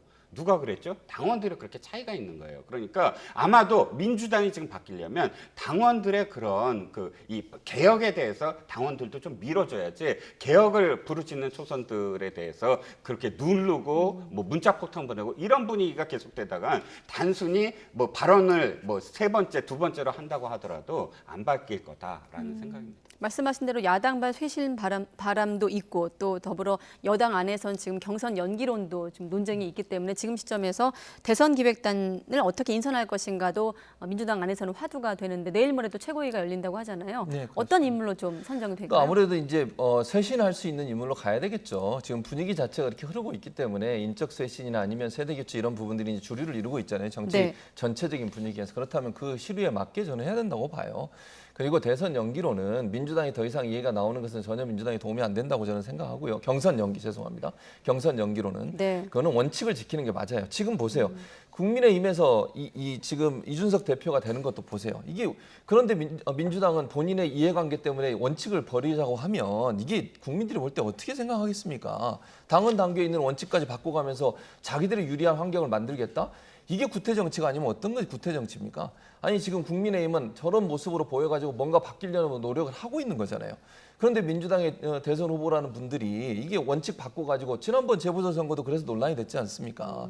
그런 부분들을 좀 고민하신다고 하면 저는 대선 기획단도 새로운 면모, 참신한 인물 그리고 정말 국민들이 볼 때 뭔가 변화가 있구나 하는 모습을 보여줄 수 있는 인물로 저는 채워야 한다고 생각을 하고요. 경선 연기론이 더 이상 안 나왔으면 좋겠어요. 그게 나오면 나올수록 민주당이 마이너스입니다. 원칙을 지키면서 국민한테 약속한 대로 지켜가는 그런 모습을 보이는 것이 민주당이 다시 국민의 지지를 얻는 방법인 것이지 꼼수처럼 본인이 원하는 방법대로 하지 않으면 뭔가 좀 문제를 제기하고 그걸 바꾸자고 자꾸 얘기하는 것은요. 국민들이 볼 때는 구태 정치의 모습이다 이렇게 판단하실 수밖에 없다는 걸 꼭 명심하셨으면 좋겠습니다. 네, 최 교수님의 명심 얘기까지 듣도록 하겠습니다. 오늘은 여기까지 듣도록 하겠습니다. 최진봉 교수님 또 이종구 시사평론가님 두 분과 함께했습니다. 오늘 고맙습니다. 네.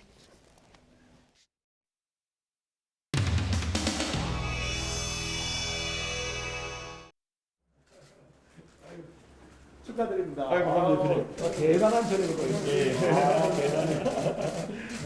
네. 시중에 비빔밥 값이 올라갔어요. 아, 진짜요? 비빔밥을 잘 먹을수록 잘 풀린다. 아이고,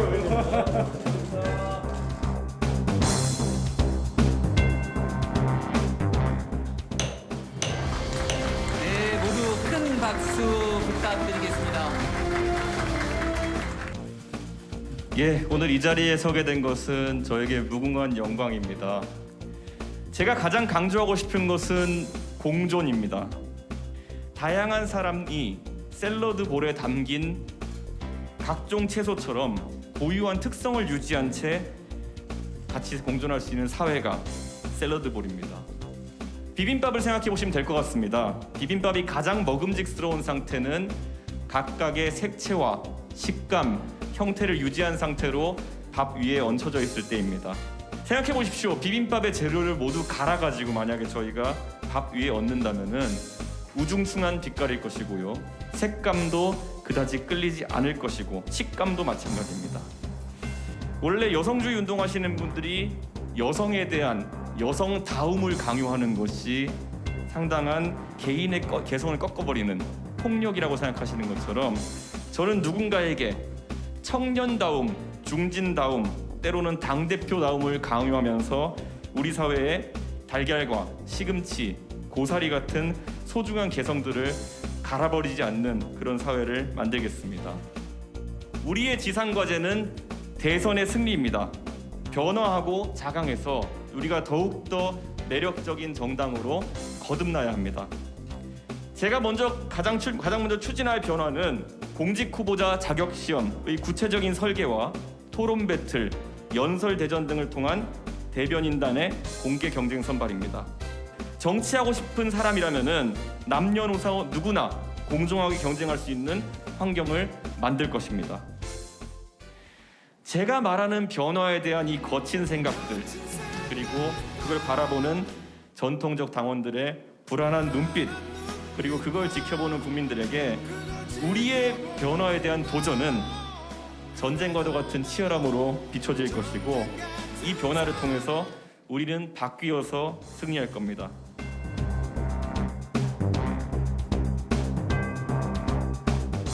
오늘 따릉이 타고 오셨다면서요? 예, 제가 원래 그 킥보드 타고 다녔었는데요. 따릉이로 바꿔가지고 타고 다니고 있습니다. 예. 그래 울리더라고요. 제가 백팩 메고 따릉이 타면 별로 안 올 것 같은데. 해보시죠 한번. 대표님이 일단 따릉이 타고 백팩 메고 나면 딱 어울려. 굉장히 당이 젊어지는 것 같아서 아주 좋습니다. 예. 우리 당 내부 회의인데 너무 이렇게 막 남북이라고 할까.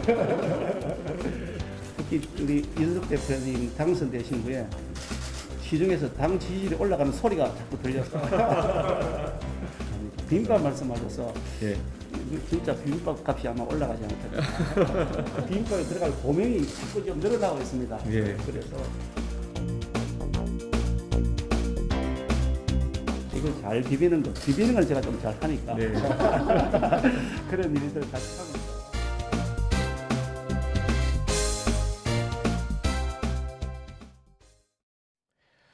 세월호 참사 증거 조작 의혹을 수사하는 특별검사팀이 해경과 해군에 이어 대검찰청도 압수수색했습니다.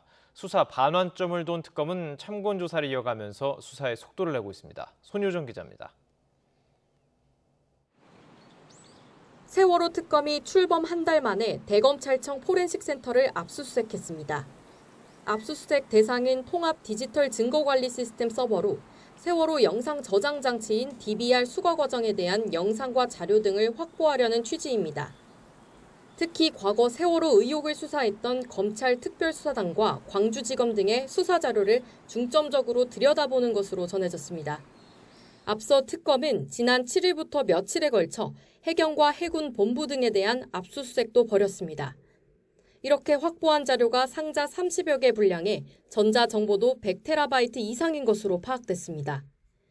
지난달 13일 공식 출범한 세월호 특검팀이 규명해야 할 핵심 의혹은 세월호 CCTV 데이터 조작 의혹과 해군과 해경의 DVR 바꿔치기 의혹 등입니다. 특검은 세월호 사건을 조사했던 사회적 참사위원회와 DVR 수거 과정 의혹을 제기했던 4.16 세월호 참사 특별조사위원회 관계자 등을 참고인 신분으로 불러 의혹의 실체를 파악했습니다. 국립과학수사연구원은 세월호 DVR 하드디스크와 영상 복원 데이터 등의 감정도 의뢰해 복원 여부를 가늠하고 있습니다. 법적으로 정해진 수사기한 60일의 반환점도 돌면서 남은 한 달 수사는 더 속도를 낼 것으로 보입니다. 다만 참고인 신분으로 불러 조사한 사람은 11명에 달하지만 아직 입건해 수사하고 있는 피의자는 없습니다. 참사가 발생한 지 수년이 지난 데다 압수수색 외에 국회와 검찰 등으로부터 입수한 기록들만 800여 건 분량과 전자정보 40여 테라바이트 분량에 달해 사실관계를 파악하기에도 시일이 많이 소요되기 때문입니다. 이에 따라 특검은 대통령의 승인을 받아 수사기한을 30일 더 연장하는 방안도 염두에 두는 것으로 전해졌습니다. 세월호 특검은 지난달 공식 출범을 알리며 증거가 가리키는 대로 따라간다면 진실에 도달하리라 생각한다고 수사에 첫 발을 뗐습니다.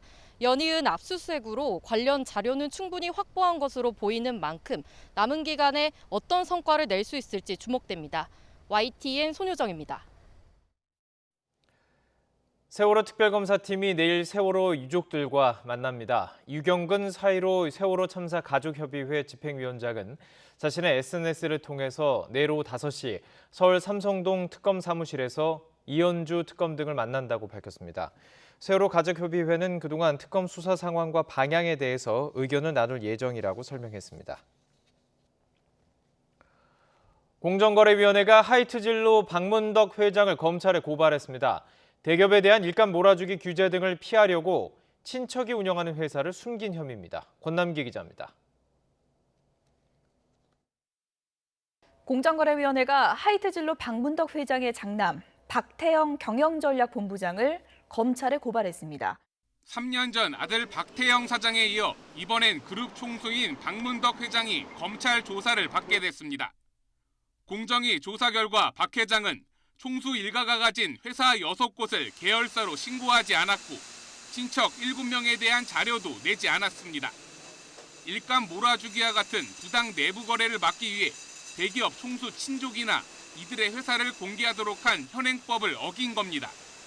문제의 회사들은 박 회장 조카나 고종사촌 등 친척들이 운영하는 곳들로 플라스틱 맥주병 등을 하이트 진로에 납품했습니다. 이들의 하이트 진로 관계회사와의 거래 규모는 전체의 절반을 넘거나 한때 100%에 육박하기도 했습니다. 또 박 회장 고종사촌의 13살 손자가 최대 주주인 곳도 있었습니다. 공정위는 박 회장이 내부 보고를 받고도 공정위 신고를 하지 않기로 하는 등 고의로 회사들을 숨긴 것으로 보고 있습니다. 또 친족 간의 편법 승계 정황을 발견해 추가 조사를 검토하고 있습니다. 여러 가지 정황적인 측면에서는 좀 문제가 있는 부분들이 있어서 저희 해당 과에서 사실 이 부분에 대해서 면밀하게 모니터링을 좀 하고 있다. 하이트 진로 측은 이에 대해 박 회장이 지분을 가진 회사가 없는 등 사익을 취하려는 의도는 없었다며 절차상 실수라고 해명했습니다. YTN 권남기입니다. 김대중 전 대통령이 지미 카터 전 미국 대통령의 방북을 제안한 지난 1994년 5월 12일 연설 영상이 공개됐습니다. 연세대학교 김대중 도서관이 공개한 영상에서 김 전 대통령은 영어로 방북에 가장 적합한 정치인이 카터 대통령이라며 치켜세웠습니다. 당시는 북한이 1993년 3월 핵 확산 금지 조약 탈퇴를 선언하면서 한반도 긴장이 고조되던 시기였지만 김 전 대통령 연설 뒤 카터 전 대통령이 1994년 6월 15일 북한을 방문하면서 위기가 완화됐습니다. 세바스티안 쿠르츠 오스트리아 총리가 한국은 코로나 팬데믹을 성공적으로 극복했으며 대단한 성과를 거뒀다고 밝혔습니다. 이에 문 대통령은 무엇보다 전문가 의견을 존중하는 것이 매우 중요하다고 강조했습니다. 공동 기자회견 내용 들어보시죠. Rückblickend gesehen, was hat alles so gut funktioniert in Korea und warum. Und ich glaube, es ist sehr stark natürlich die Nutzung von Technologie, die Nutzung von Daten in ganz einem anderen Ausmaß, als das in Europa möglich und auch üblich ist. Und das ist sicherlich etwas, wo wir im Detail noch darüber sprechen sollten, weil man in Korea gesehen hat, welche enormen Erfolge man damit auch erzielen kann. In Europa wird das natürlich wesentlich skeptischer gesehen. 우선은 전문가들의 의견을 존중하는 것이 매우 중요하다고 생각합니다. 방역과 접종 등의 문제는 의학이나 과학적인 의견에 따라서 판단되어야지 정치가 그것을 좌우해서는 안 된다고 생각을 합니다. 두 번째로는 국민들의 협조가 필요합니다. 예를 들면 마스크 착용, 국민들이 협조해 주지 않는다면 시행하기가 어렵습니다. 세 번째로는 ICT 기술 같은 진보된 기술을 적극적으로 활용할 필요가 있다고 생각합니다. 본격적인 피서철을 앞둔 가운데 부산 송도 해수욕장 앞바다를 기름띠가 뒤덮는 사고가 일어났습니다. 해경이 긴급 방제 작업을 벌여서 심각한 피해로 이어지지는 않았지만 기름을 유출한 선박의 행방은 묘연한 상태입니다. 차상은 기자입니다. 부산 송도 해수욕장 앞바다입니다. 해수면에 기름띠가 넓게 퍼져 있습니다. 선박들이 임시로 머무는 묘박지에서 기름이 유출된 것 같다는 신고가 해경에 접수된 건 새벽 6시 40분쯤. 일부는 바람을 타고 근처 해안선까지 밀려들었습니다. 기름 유출 사고가 벌어진 바다입니다. 현재 해경은 송도해수욕장 쪽으로 기름띠가 퍼지는 걸 막는 데 주력하고 있습니다. 방제 작업이 빠른 속도로 진행되면서 기름띠가 백사장에 도착하진 않았습니다. 발견된 기름띠는 경유나 휘발유 같은 경질성 기름으로 시커멓고 끈적한 상태로 심각한 오염을 일으키는 중질성은 아닌 것으로 보입니다. 해경에서 이제 실을 떠가지고 분석을 해보면 알겠지만은 육안으로 봐서는 경질성 선적 폐수로 지금 추정하고 있습니다. 해경은 근처 바다를 드나들었거나 정박한 선박 등을 상대로 기름을 유출했는지 수사에 착수했습니다. 부산에서 기름 유출에 따른 해양 오염 사고는 지난해에만 46건으로 매년 50건 안팎을 기록하고 있습니다. 어민 피해와 함께 지역 관광 산업에도 큰 피해를 초래할 수 있는 만큼 지속적인 단속과 수사가 필요해 보입니다. YTN 최상입니다. 이제부터 전동 킥보드를 탈 때 안전모를 쓰지 않으면 벌금을 내야 합니다. 안전을 위해서지만 공유 킥보드 업체들은 매출이 급락했다면서 정책 보완을 요구하고 있습니다. 김철희 기자입니다. 계도 기간이 끝나고 전동 킥보드 단속이 시작된 둘째 날, 사람들 통행이 잦은 번화가에는 킥보드 이용객이 눈에 띄게 줄었습니다. 하지만 헬멧을 쓰지 않은 채 이용하는 사람도 심심치 않게 보입니다. 벌금을 내야 한다는 사실을 몰랐다는 경우가 많고 오늘이 오늘이에요. 제가 지금 너무 급해가지고 탔거든요. 알고도 쓰지 않았다는 사람도 있습니다. 그때 타고 싶어서 타는 건데 그때만 헬멧 착용하는 거 조금 힘들어가지고. 바뀐 도로교통법 시행 이후 안전모를 쓰는 사람의 비율은 4배가량 늘었습니다. 그런데 주로 개인 킥보드 소유자들이 안전모를 착용한 경우가 많았고 공유 전동 킥보드 사용자는 3%에도 못 미쳤습니다. 편하게 아무 때나 사용할 수 있는 게 공유 킥보드 장점인데 번거롭게 안전모를 챙기느니 차라리 이용하지 않겠다는 목소리가 많습니다.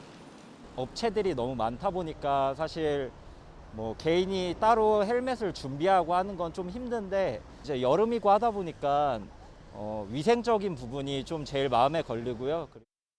공유 킥보드 업체들은 법 시행 뒤 한 달 만에 매출이 40% 가까이 떨어졌다며 볼멘 소리를 합니다.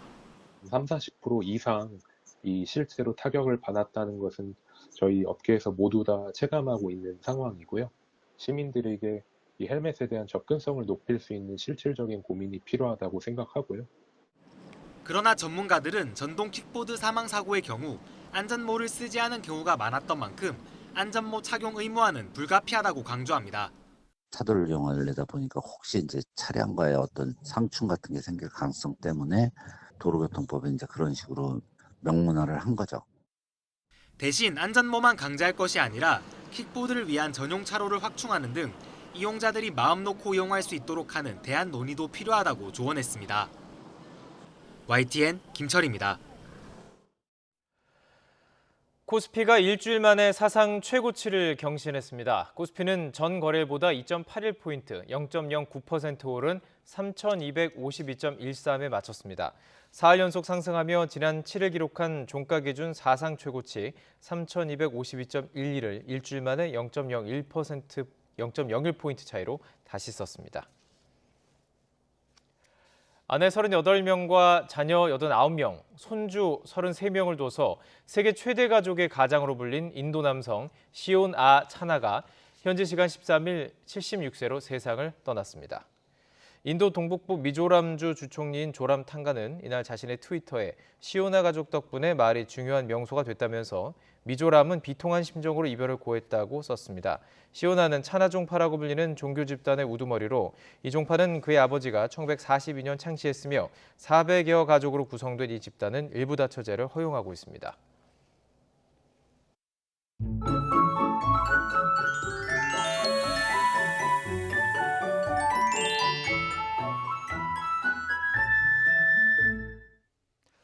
오늘 내륙 지방은 계절의 시계가 한 달 이상 앞서가며 꽤 더웠습니다.